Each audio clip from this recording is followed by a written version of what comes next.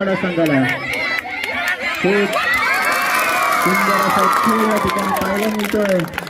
पोरांनो खाली बसा, पाहूया चढाई करण्यासाठी आले ते दादडे संघाचे खेळाडू आणि पकड करतो ते आणि या ठिकाणी उत्कृष्ट पकड डोलारी संघाला पुन्हा एकदा एक गुण, दादडे संघाला 1 पॉइंट मिळाला आहे।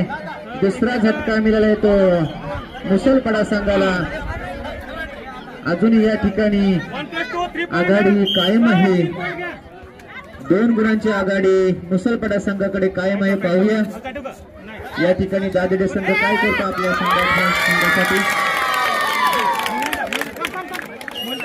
उत्कृष्ट असा खेळ दोन्ही संघाकडून पाहायला मिळतो आणि या